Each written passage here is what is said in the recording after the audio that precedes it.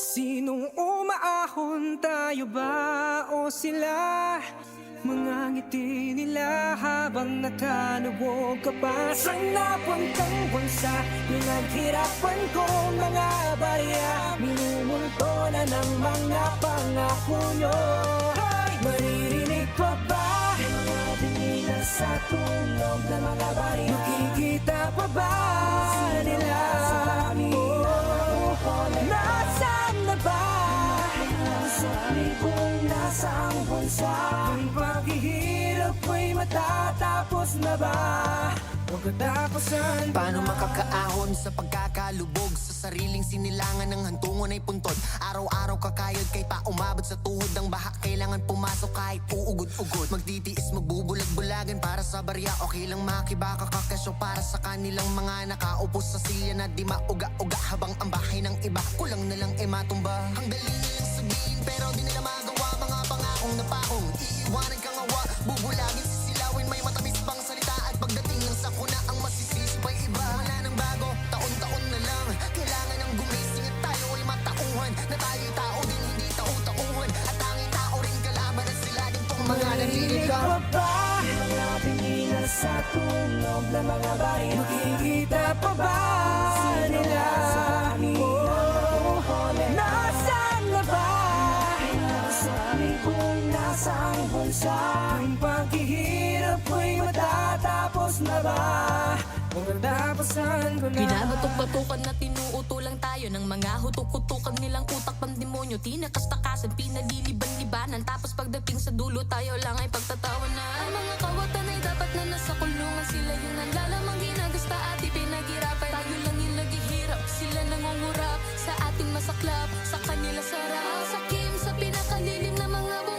Pinadilim pa nila buhay ng ating metro. Kami maglalakad, magbibigay ng pugay sa inyo. Habang kayo nakasakay, sigaw kayo.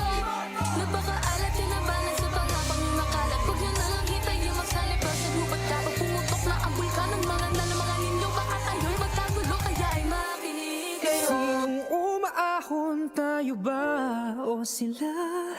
Mga ngiti nila habang nakalubog ka pa. Saan napuntang bulsa? Pinaghirapan ko mga barya. Minumulto na ng mga pangako nyo.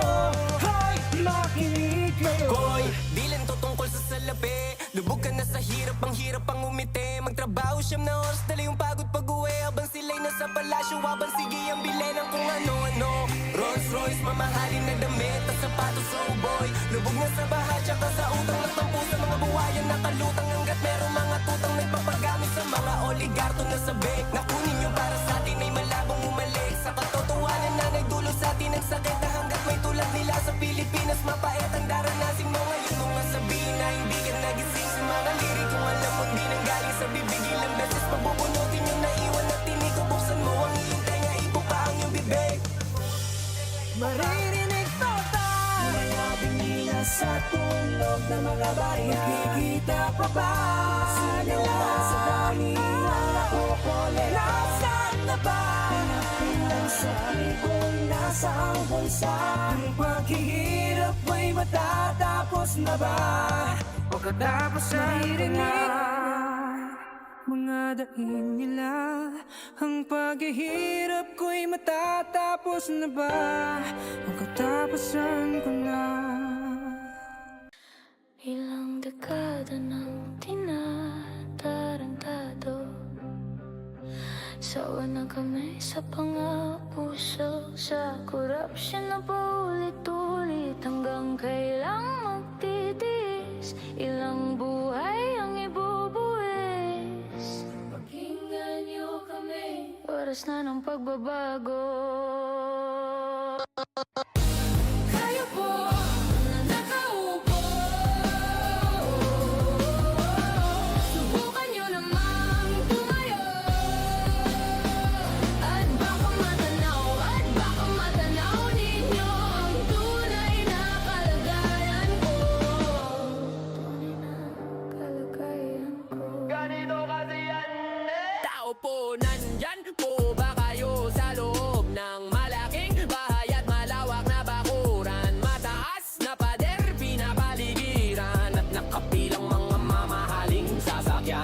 bantay na laging bulong ng bulong. Wala namang kasal pero marami ang nakabarong. Lumakas man ng ulan ay walang butas ang bubong. Mga plato at kutsara na hindi kilalang tutong. At ang kanin ay simputi ng gatas na nasa kahon. At kahit nagipas mo sa lamesa ay may hamon. Ang sarap sigurong manirahan sa bahay na ganyan. Sabi pa nila ay dito mo rin matatagpuan ang tao na nagmamayari ng isang upuan. Na pag may pagkakatao'y pinagagawan. Kaya naman hindi niya pinakakawalan. Kung makikita ko lamang siya ay aking sisigawan. Hoy! Putang ina mo!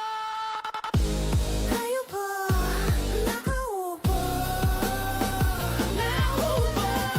Subukan niyo namang tumayo. At baka matanaw ninyo ang tunay na kalagayan ko.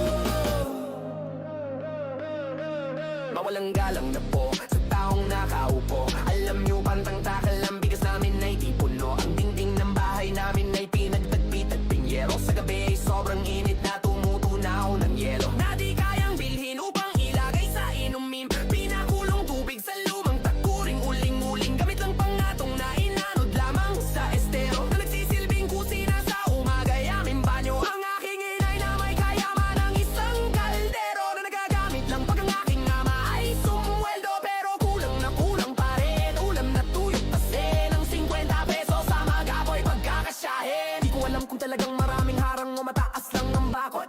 O mabubulaga lamang po kayo kaysa dami ng pera nyo. Walang doktor na mapagpapalinaw ng mata nyo. Kaya huwag ka masyadong hilata. Bato-bato sa langit, langit. Ang mata mo ay huwag magalit. O bato-bato sa langit. Ang mata mo ay huwag masyadong halata. Huwag ka masyadong halata. Huwag ka masyadong halata. Huwag ka masyadong halata.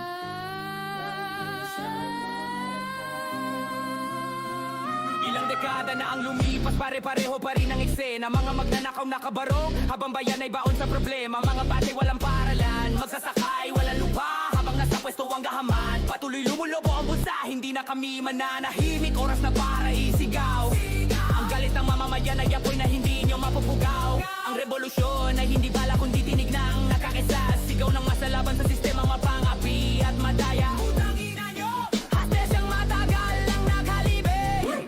Pag-asang naligaw sa langit. Kung walang kikilos, unti-unti lang tayo.